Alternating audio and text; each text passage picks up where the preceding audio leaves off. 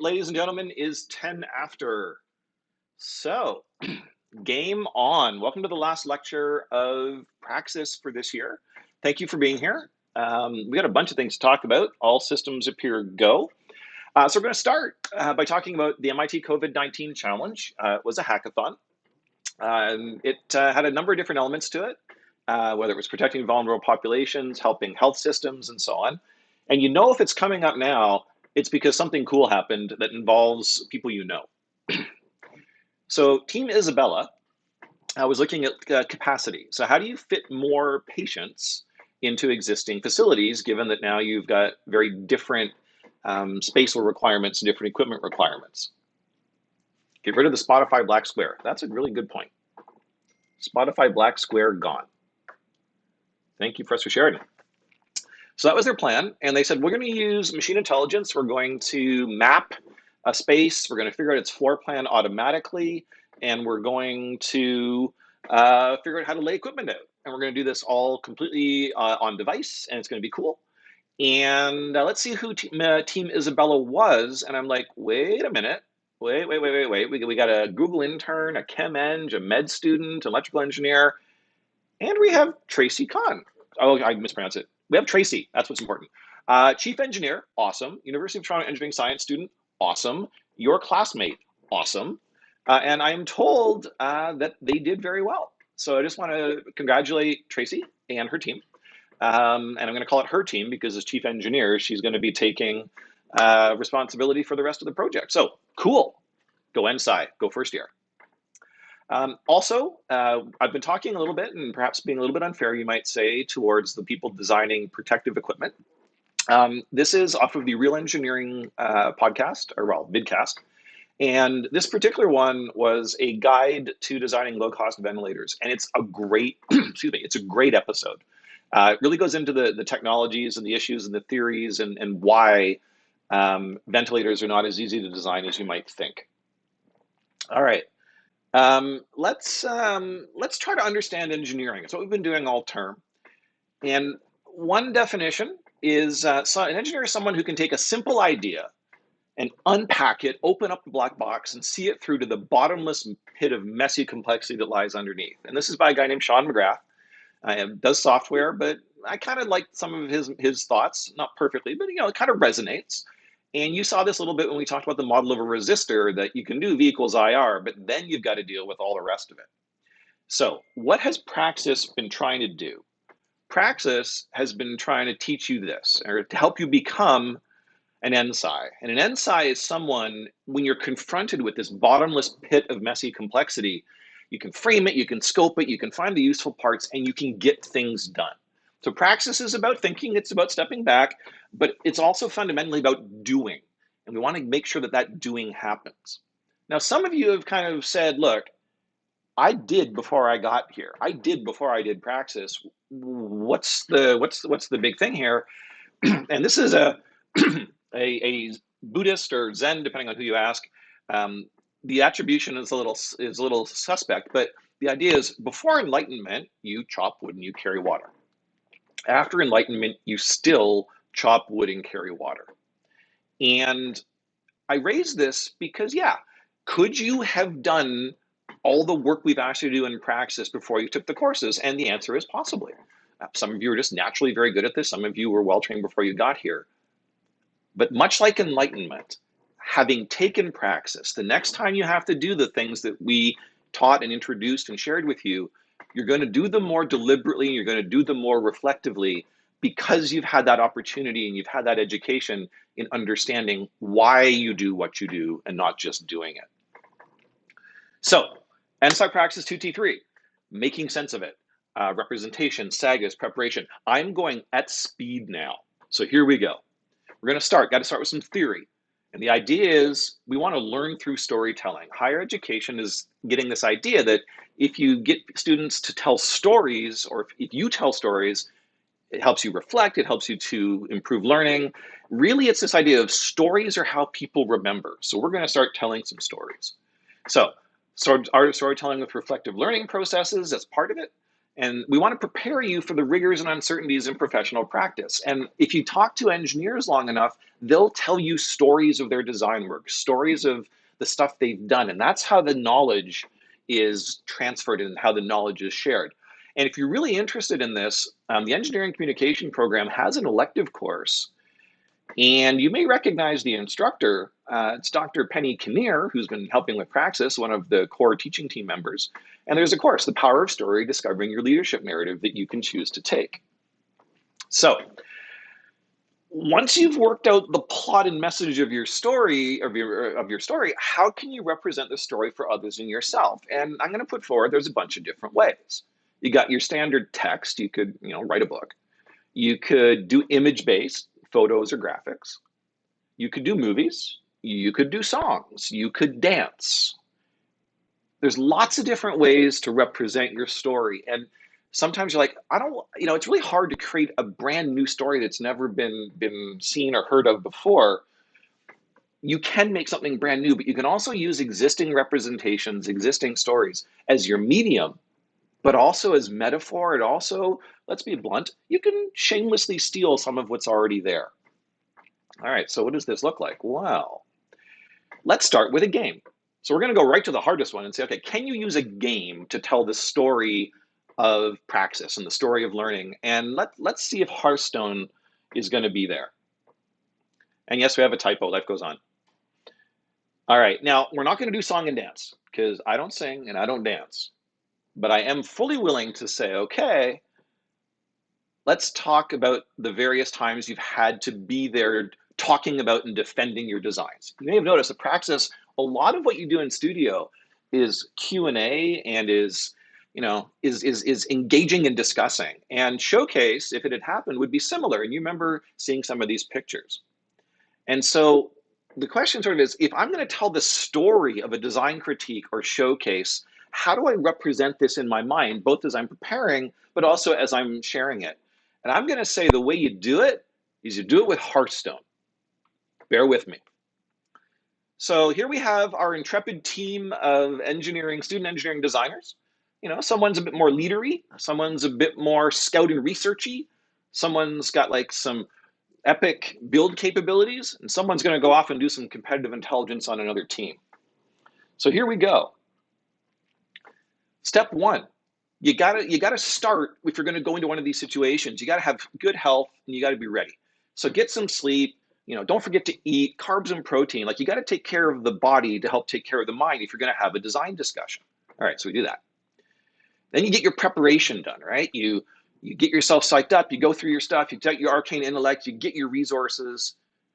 You collate and organize materials. Plug the holes. Be ready for the discussion because you know it's coming. You want to make sure you're prepped and things are organized. We seem to have a double. But you do it twice. That's the trick. You do more preparation to get your counter spells. You prepare your rebuttals. You know what's going to come out. You've been through these now. The next time someone asks you to justify a design decision, you're like, oh, I have this ready. I know what you're going to ask. You're going to ask, where'd my measurements come from? You're going to ask, what metrics did you use? What's your prototype trying to show? You know where this is coming. All right, so you got counter spell, you got your healing.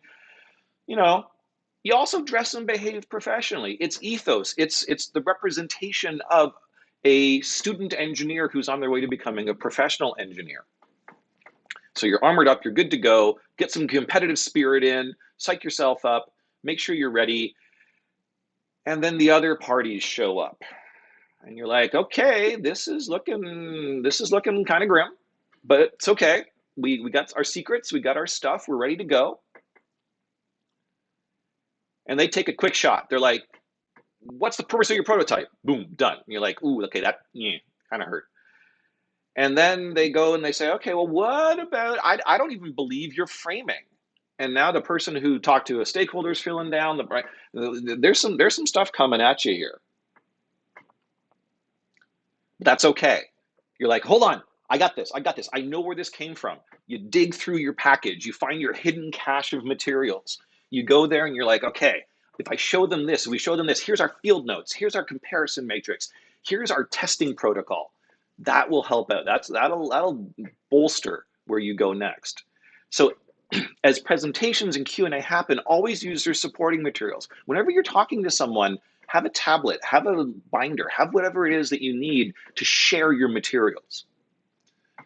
All right, so far so good. If one of your teammates starts to struggle, it's like if there's a question that you're like, okay, my teammate's not in a position to handle that question, you step in because you're a team, right?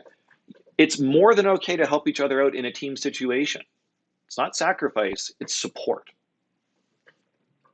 All right, so we're doing okay. Maybe the questions start to get bigger. Maybe the questions you're just like, man, wow. But that's why you have your counter spells, because you're kind of knowing what the discussing team's gonna ask. And if you've got your counter spells and you've got, excuse me, your hidden cache of materials, you can handle the fireballs, handle the pyroblasts, and it's all good. So you can model, and this is how I do it in my head sometimes, preparing for one of these design discussions when you're going to be quizzed as designing a deck that has secrets and artifacts, and you're going to play those cards as the questions come in. All right, so it's one way to do it. So we can go back here and we can say, okay, we have the story of being a designer in a critique, and we can represent it in a game, and it's a little different, but it kind of works. All right, let's see if there's another representation that can help us. So again, it's all about a design discussion, a design critique. You got me. All right, so there you are. The other party has just walked up to you. You're like, look at my concept.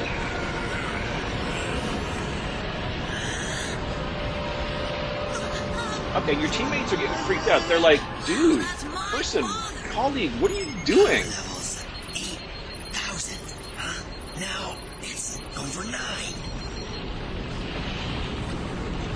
So your assessors are looking at you going, why is this person doing all of this? There's this push and this power grab. And in the end, because there's a meme. Vegeta, what does the scouter say about his power level? It's over 9,000! So one way you can think about a design discussion is that it's a means for you to show power and to intimidate those across from you. To say, I am in strong position, I am pushing against you. That's one way to look at it. There's another way to look at it. So, martial arts, some of them are very much about contacting and hitting and showing your own prowess, but not all of them are. Capoeira is a really interesting martial art where the premise is that you're actually helping the other person show what they can do. The goal isn't to hit. The goal isn't contact. The goal is to create an environment in which both parties can show their skill and can create that kind of mutual support. It's really cool. So you can think of a design discussion as grr and flex, or it's a collaborative demonstration of individual and team prowess. It's an opportunity for all parties to not be hit, but to show how they can anticipate and block. And this is how another way to look at it. So if we look at these, whenever you're entering into a new situation, whether it's a new teammate or a new team, it's a design discussion, it's a job interview, you choose how you present yourself and interact. Intimidation and dominance, or do you create a space when everyone can express themselves? And do you kind of hang back and be a supporting person? Or are you like Goku and you're out front and you're the one who's kind of the center of attention? These are all choices you get to make, whether it's in a design discussion, in a design team, in a lecture, all the time. Okay, so we've tried games, and the movie, again, you got to know the context, so maybe that's a little bit dangerous, but we tried it, we'll give it a shot. We kind of tried dance too, because capoeira is sort of considered a martial arts dance style. Let's do it differently. So it's been 7 months, and we're going to use pictures, and the question is, what just happened? Now, here's what's fascinating. Before things even started, the Praxis teaching team, we set out what our vision was. Engagement, observe, interpret, assess, the notion of experience, your experience, our experience, meaning, fabrication. And we even went one level further, and every member of the teaching team actually shared this is if praxis has gone well, what's the personal win? What is it we're going to be able to see, whether it's positionality in the course, notion of power and tension, the notion of taking risks. So this is what we set up before you arrived. Similarly, before you arrived, you got really good grades in high school and you got accepted to U of T. And depending on a few things, your experience at U of T went a number of different ways. And one of the things we're going to share with you today is we have seen you grow. We have seen you excel. We have seen you become really, really good at this stuff. So it started with Dean Yip in Con Hall talking about the diversity in the class, talking about the number of different countries and cultures and languages. And in the first Praxis Studio, we challenged you to recommend where people should eat. And you're like, what do you mean? What are you talking about? And the next thing you know, you had to share your logic, you had to give your decisions, you had to talk about your factors. And then your peers started to get it there and they started to say, like, well, what are you trying to do? And what's this grid trying to do? And for the first, like, I don't know if it was the first time, but certainly you had to have this discussion, design, defense, critique. Things are going well. And then it got even tighter and more pods. But your first exposure to Praxis was, hey, we got to make decisions. We got to argue. And then you did horrible, nasty things to drills and toasters. And you got right in there and safety glasses, check. Hair under control, check. All right, we got safety going well here. And you learned how to cannole, if you know the term, and you organize things, and you learn to see things in a different way. You also discovered who your faculty members were in ways that only you can understand. I don't quite know what beans are, I can guess, but the point is you started both to express yourselves and you started to understand those around you. Eventually you got to the whole crew and everyone got their own personality. That's okay, because then we went back in and you had to write a midterm. And a number of you were like, you're putting the midterm in the blue bin. We haven't even graded it yet. This is harsh. Fair enough, but we needed something to carry it in. And then academic performance kind of kicked in and midterms kicked in and it was an experience and you kind of got there. So we said, you know what?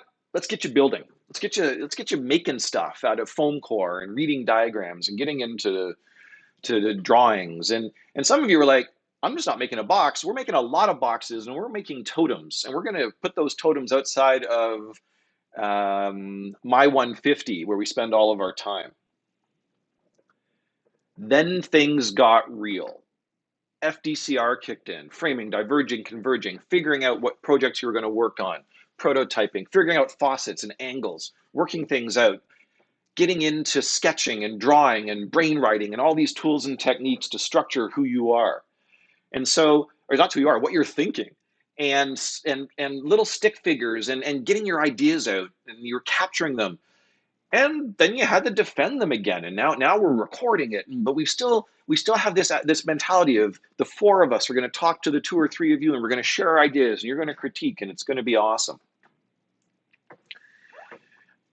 I kid you not, we actually thought about using Minecraft to do a virtual showcase and decided it was a little bit beyond us. But you started to bring your own tools, your own experiences into what you were doing. And it was kind of awesome.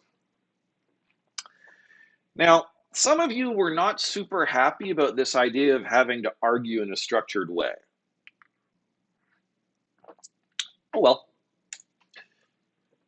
And some of you started to experience, okay, that first week you're like, I got this, things are starting to buckle, but not that far. And then the light fabrication facility kicked in, and then it was time to build. Not just foam core, mat board. Admittedly, some of you were a little sketchy on the safety at this point, but that's okay. Meanwhile, not in Civ 102, you ended up doing your final critique. And I'm like, okay, does this work? We got a team, we got our leader and we got our raider and all that. We've got Aya Blackpaw, who doesn't seem that aggressive. It seems pretty collegial here. And you got your cache of stuff. And it's like, okay, And I remember walking around and talking to teams and saying, like, did it happen? Did they ask you a question? And you're just like, boom, boom. And they're like, yeah, we totally had it. We could open the page. We could do what we needed. We had it ready. And it's like, yes. So maybe this metaphor works. Could go either way. Started to prototype, started to bring in the very expensive cardboard. Rat Lord, this one's for you. And again, science. You did science to stuff that you built it, you tested it, you scienced it, you did it right, which is pretty awesome. And this is still just at the end of Praxis 1. Meanwhile, your stuff was being tested by others on a very, very large Baldwin press. And the laser cut and all the other various styles.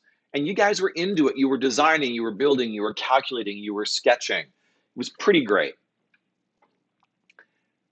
Similarly, the reason you got through Civ 102 were the extra help sessions, but that's the point. You took it, you leveraged the resources that were there. Now, sometimes you weren't always in the best of moods and you had to express yourself, and that's okay, right? You kind of own it. The key, okay, opinions have been expressed. We will read the opinions, we will ponder the opinions. But what I love is that you turned it around, is that it went from, you know what, everyone's trying to support, it's a team effort. Learning's a team effort. Let's do it right. You also had to teach me what that meant because it kept happening. That was Praxis 1 and Civ 102. Then you had to figure out your own projects. You had to figure out, are we into music? Are we into sports? Are we into what I think is spats or sparts? Well, we can swap it at least. Sports, music, we got airports. You got your stuff. But some of you are like, I don't want to work on that. I want to make things that shoot stuff. And you got back into the light fabrication facility. I'm noticing a surprising lack of eye protection here. Oh, well. And you launched things and you got points for it and you learned what worked and you learned what didn't. And things flew through the air and stuff happened. And what I love about it, as you know, we're going to have to change the rules a little because too many teams got perfect. But more importantly, you took notes and you learned and you reflected. And that's what's absolutely critical, is you didn't just do. You were getting into the habit of do and reflect and change. And then it was into Praxis 2 and figuring out which RFP you were going to go to and talking to your community and field notes. And by this point, you'd started to figure out, okay, where do we need to be a little more rigorous? Where do we need to be a little less rigorous? How does this play out? And I bet you right now, my colleagues are looking at this going, oh, Foster's having way too much fun right now. And it's probably true, and I don't care. And you learned about rubber ducks, and you learned about programming, and you came up with ideas, and you explained them to others and to inanimate objects. And in the end, you gave us 70 different projects for us to pick from. The fuzzy yellow thing is a platypus. And the RFPs were released, and you're like, okay, now what do we do with this? Because we got like 6 weeks to come up with something cool with designing and testing and FDCR processes and showcase and everything. And you talked and you learned and you researched and you went through it and you brought the tools back. You used them again, but this time with feeling. And you prototyped in low fidelity and you used whatever we could find at the dollar store. And you used cardboard and markers and Sharpies and index cards and Play-Doh, and stuff happened. And where you are now, you're separated, but you're still the Praxis 2 community. You're still building, you're still coming up with things, you're verifying, you're coming up with detailed design decisions. So if we go way back, I've got maybe, this is only a subset, I've got probably 700, 800 photos of you all working, plus all your assignments. We've got videos.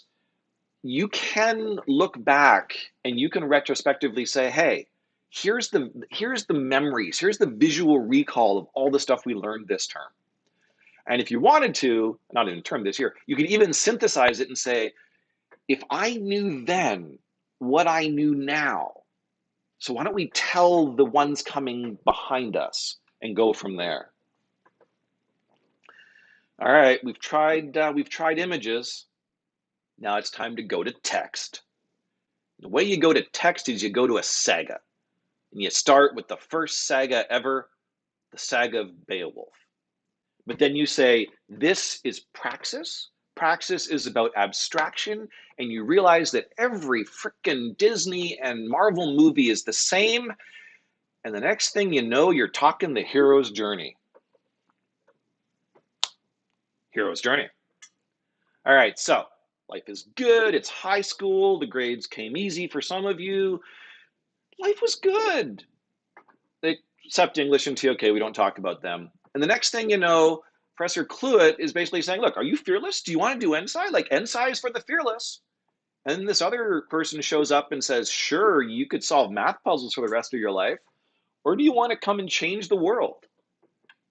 And you said, you know what? I'm going to accept this offer. I'm going to see what happens.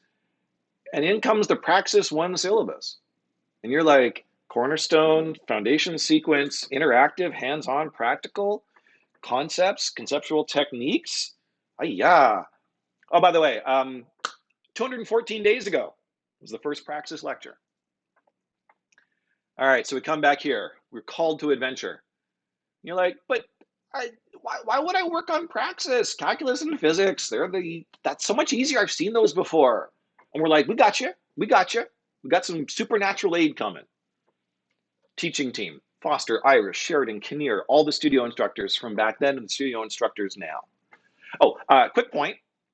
We will be sending out an online studio teaching team set of evaluations. We always want to do better. Everybody wants to do better, and they want to know how they can do better.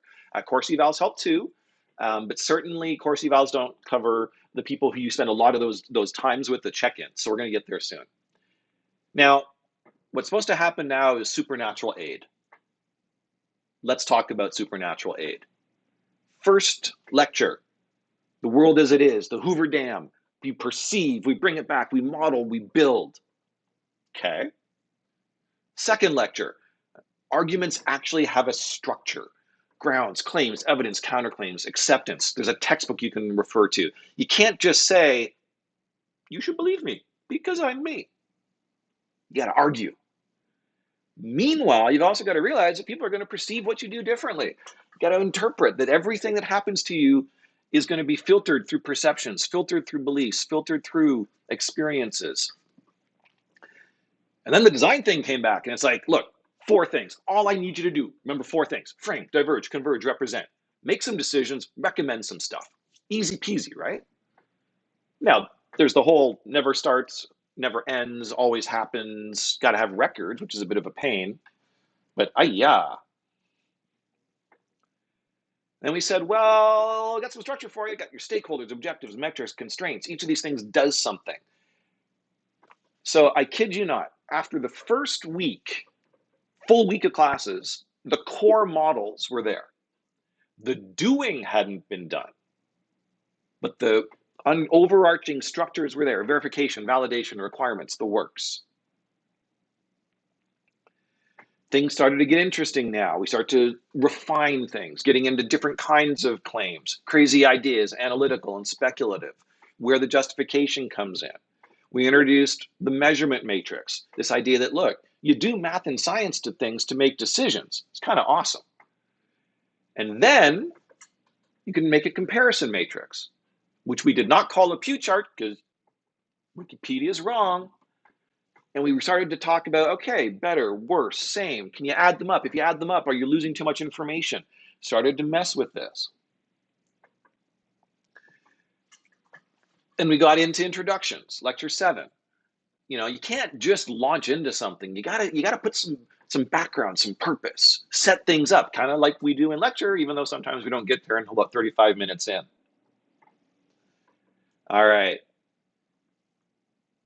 2 full weeks of Praxis 1, first 2 full weeks, you not only have the high-level models, you're getting into depth, and it just keeps going and going and going.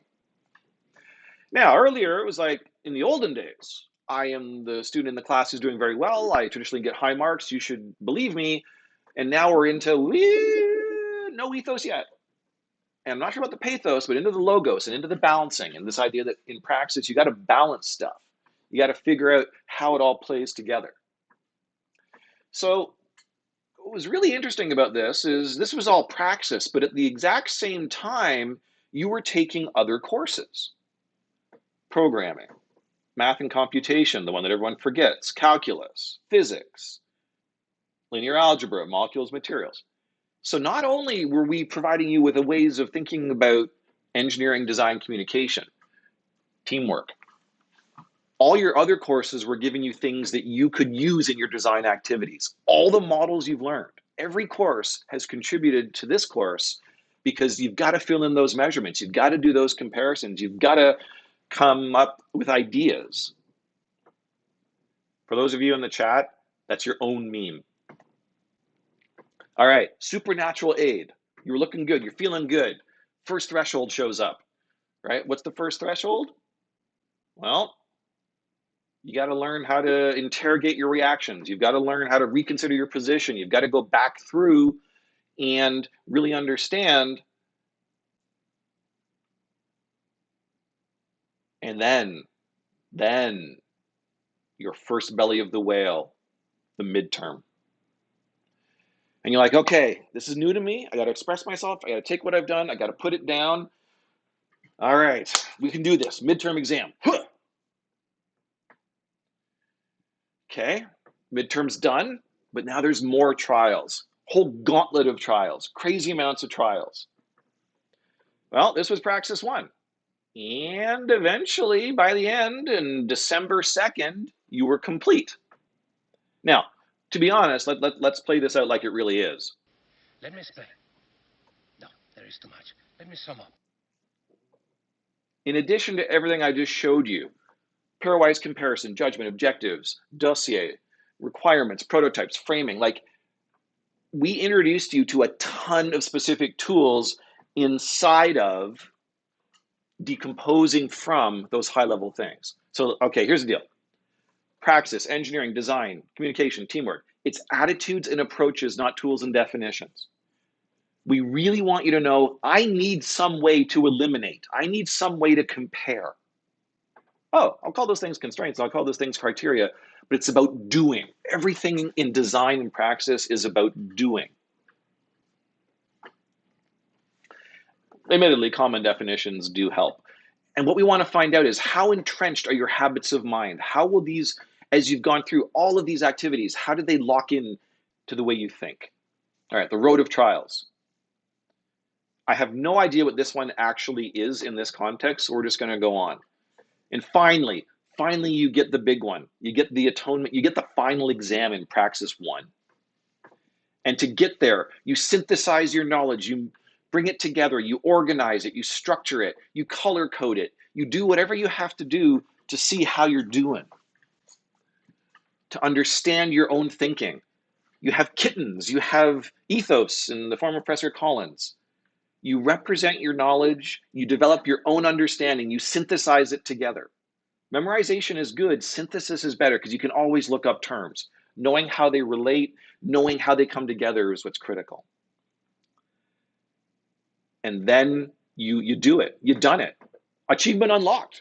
You've passed ESC101, NSci 1F, because you're listening to this lecture right now. And now you're like, hey, you know, like this engineering design stuff, like we got this. I own this. But then something else happens. Now it's about the good of society. Effective, verified, validated improvement and a lived experience of a community with directly accessible representation in the GTA. And you're like, but I've done this. I've done this before. Why? Why is this happening to me? So you dig back in, you go back into the tools.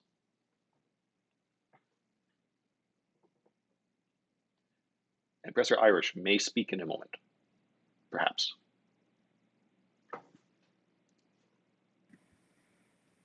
Sorry, you were in such a great flow. I didn't. You don't want to interrupt the flow. Didn't realize I was in. Take the flow. Take the flow. Yeah. So we're back into the tools, and you know, we aim to arm you, right? So you're trying to have the tools that allow you to do the various things, and then you use them, and you use them again. You get more skilled with them, and so next. Well.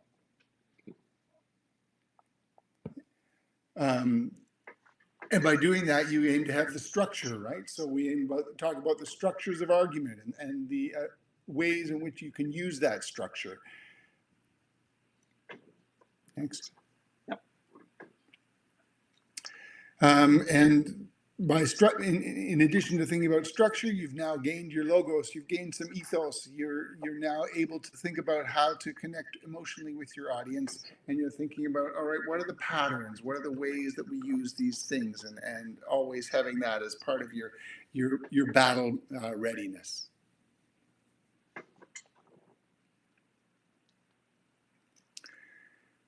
And then we start to say, hey, it's not just that. We have some of the structures down to the level of the paragraph, down to the level of the sentence. We want to say, what are the ways in which we get control of these things? Because we can't just kind of use a sword always as a broadsword. Sometimes we have to be able to do the finesse move, getting in under the chink in someone's armor.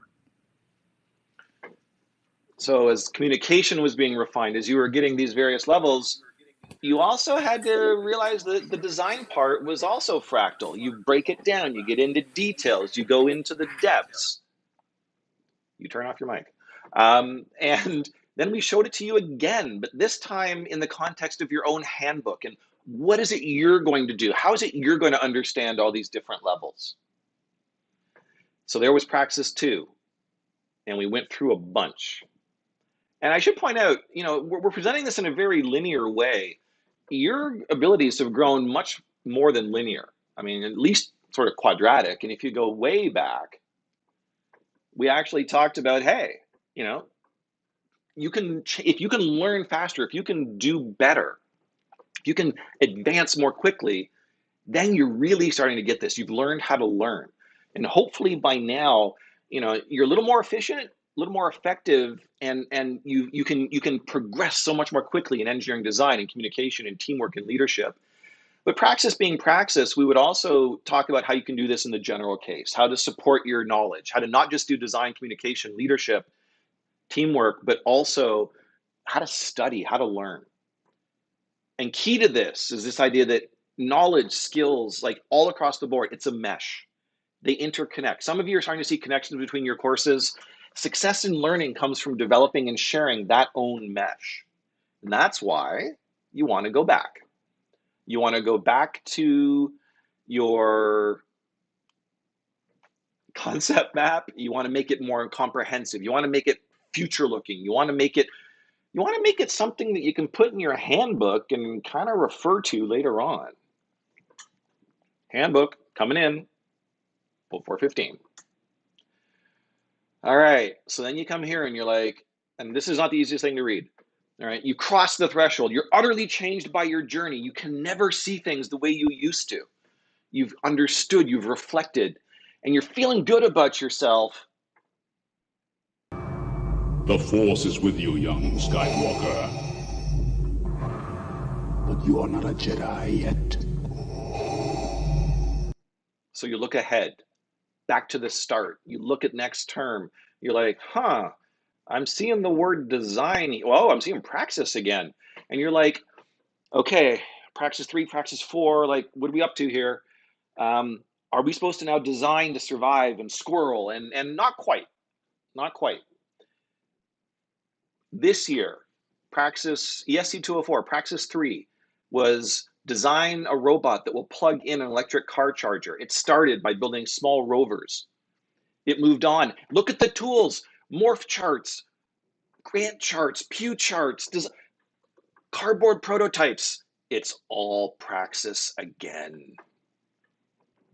You sketch, you have ideas, you share your ideas, you have them critiqued, you discuss, and the next thing you know, you got yourself a prototype and you're like, wait a minute, this thing could actually work as long as the height doesn't change. Oh wait, that thing does have a Z-axis. It has a Z-axis. Cool. Can't get any closer though. And you get critiqued again, and you learn again, and you get new skills again, and you see people again. And some of you do rovers, and some of you do linear, and what you do is you build, and you design, and you create, and you make, and you become better and better at bringing your classwork together. So next year, 204 is going to have new instructors and new projects, but here's what I can tell you for sure. They expect you to be able to design, they expect you to be able to use the praxis tools, and they expect you to have a handbook. Just saying.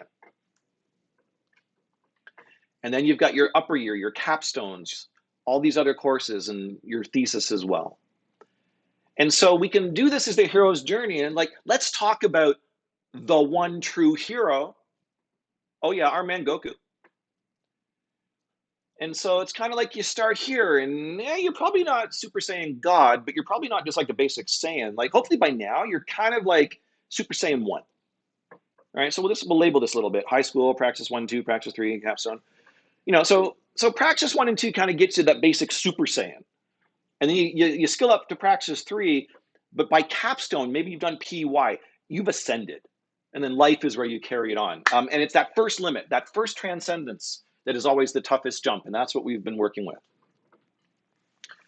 Now, we've been really focusing on design courses, but that's not the only place that you can practice design, communication, and teamwork. There's some others, and Professor Irish is going to introduce them to you. Yeah, so one of the things to be aware of is that communication becomes part of everything you do as you move on into the upper years. So you're going to see it next year in a couple of places. Next. Yep. So I am actually going to be part of the teaching team with you again in engineering and society next year. So you can look forward to that. We'll kind of stretch your brain. We'll think a lot about ethics. We'll think about how engineering impacts our world and that kind of thing. You'll also next year get a complementary studies elective. And I want to just maybe do a bit of a plug, but also say pick wisely there. So we'll come back to that in a second, and we'll think about a few electives. As you move off, this is just machine intelligence. So I picked one option, and you can kind of have lots of communication stuff within your intro to machine intelligence course. A fairly major report that comes along with your project in that course. You'll be working in the options seminar.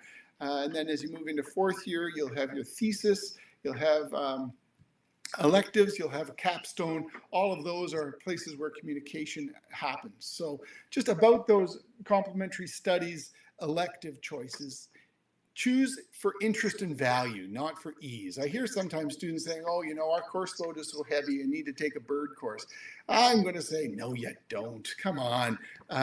You want to take courses that are going to be valuable to you and that are going to help to shape the way you think. So I would encourage you to do those kind of courses instead. And here's a couple who we think are pretty good. There is a certificate in communication.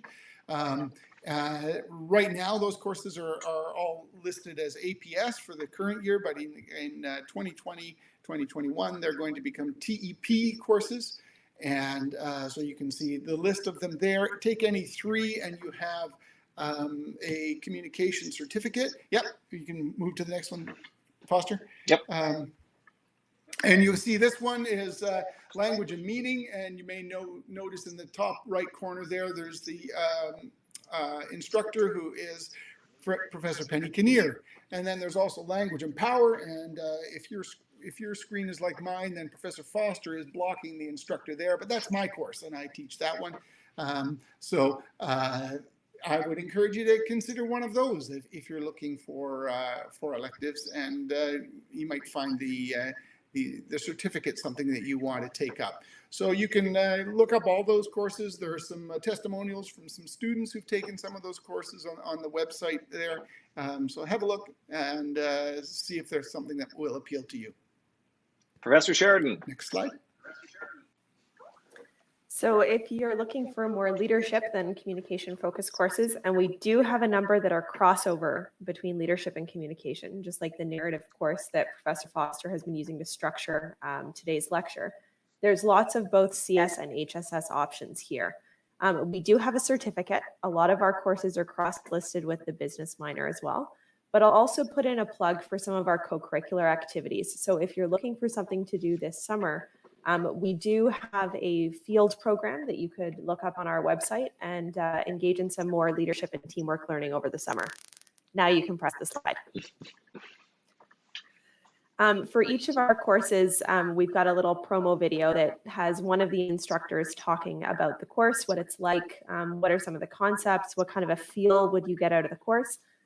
This is one of our core courses that I teach in engineering leadership. And so if you want a good laugh, you can watch me talk for 3 minutes about the course. But a lot of the studio activities you've seen around teamwork, coming up with your values, defining what they are, starting to think about team objectives and framing how you want to create your team and your design experience are all activities that you can explore in greater depth and with greater conceptual kind of founding in the CS and HSS courses like engineering leadership. So I'm going to come back in because we have about 5 minutes, so stick with us. I think it's really important to talk about the leadership side and to talk about, yep, you have your progression, you have your growth, but you've also got your Z fighters. You've got the people who are with you, your teammates. And yeah, you might be a leader or you might be someone a little bit further back. You might also be the one who always has the senzu beans. The key is that you're never in this alone. And we're going to talk about this a little bit more. But this idea of leadership and teamwork and growing skills and applying models is the way to play. So there's lots of places, and we haven't even talked about teams and projects and Kickstarter and all these other things. So there's lots of ways that you can practice design communication and teamwork and engage in rigorous praxis, kind of like some of the people who are currently working on flatten.ca are. All right, so we've done the text of the book, but I think there's another book because we've been looking backwards and kind of looking lateral. And I want to look forward, and I want to look forward in a very classic way. Oh, the Places You'll Go by Dr. Seuss, as editorialized by Jason Foster and contextualized for engineering science. And I feel such shame that I forgot my paper copy. Here we go. Congratulations, today is your day. You're off to great places. You're off and away. Admittedly, you're not fully off and away until the 30th, but bear with me for this. You have brains in your head and feet in your shoes. You can steer yourself any direction you choose as long as you keep an appropriate 6-foot distance from anyone else around you. You're on your own and you know what you know. And you are the guy or girl or person of whatever self-designated gender you wish. I'm going to get in trouble for that, I can tell. Who'll decide where to go.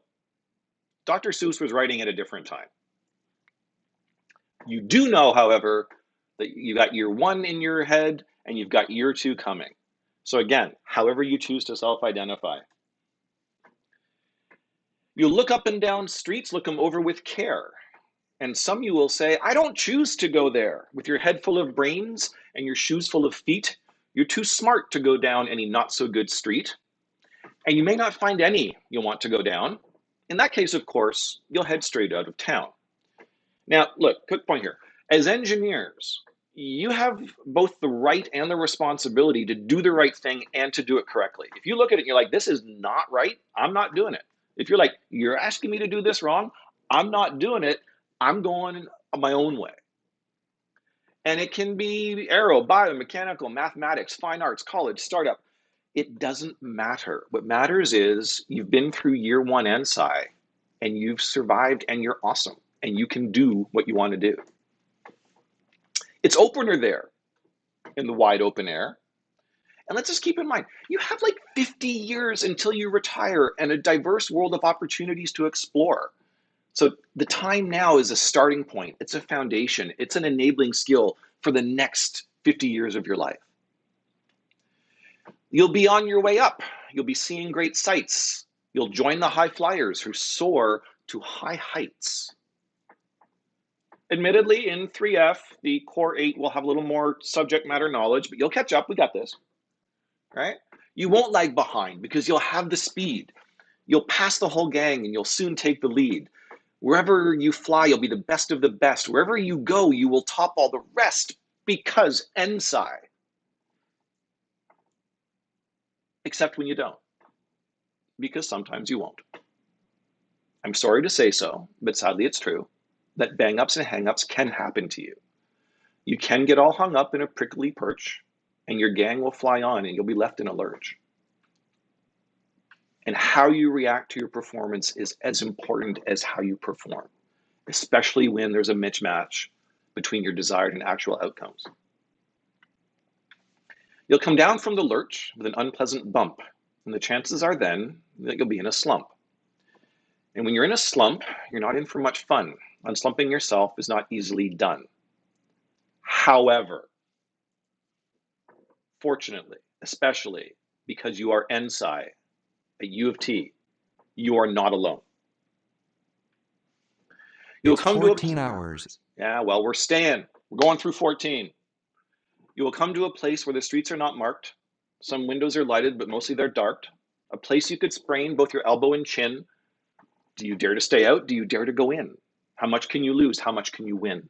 And if you go in, should you turn left or right in 3/4, or maybe not quite, or go around back and sneak in from behind? Simple it's not, I'm afraid you will find, for a mind maker upper to make up their mind. Don't let fear, uncertainty, or doubt freeze you. Life is movement, so you've got to move. You'll get so confused that you'll start to race down long wiggled roads at a breakneck pace and grind on for miles across weirdish wild space, headed, I fear, for the most useless place, the waiting place. But be careful that you just don't move nowhere fast, that you don't just move for the sake of it. Pause, breathe, and move again. For people waiting, all sorts of things they're waiting for. I'm just going to say, we don't need to list it. I'm just going to say again, life is movement, so move. No, static is not for you. Somehow you'll escape all that waiting and staying. You'll find the bright places where boom bands are playing. Somehow not so useful. So if you're stuck, if you're like, I don't know what I should do with engineering, I don't know what I should do with my academics, my career, my life, redo Praxis 1 and 2. Find another opportunity, do a kickstart, find an interesting community, take field notes, engage, immerse, and learn. Help make the world a different and better place than it is. There are sagas, there are tales, there are things, there are whaling, there are monsters. It's all there. Your time in NSci will be full of ups and downs. And the keys to success: integrate theory and practice, balance intuition and rigor. You'll get mixed up, of course, as you already know. You'll get mixed up with many strange birds as you go. Strange and kind of cool, quite frankly.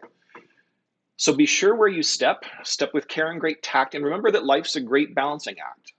Never forget to be dexterous and deft, and never mix up your right foot with your left. Balance intuition and rigor. Trust your intuition, assess it critically. Trust your tools, don't become dependent on them. And your greatest asset is your community of classmates, so diverse, so interesting, upper year colleagues, alumni, faculty members. You've got all these amazing strange birds around you who can help you move through.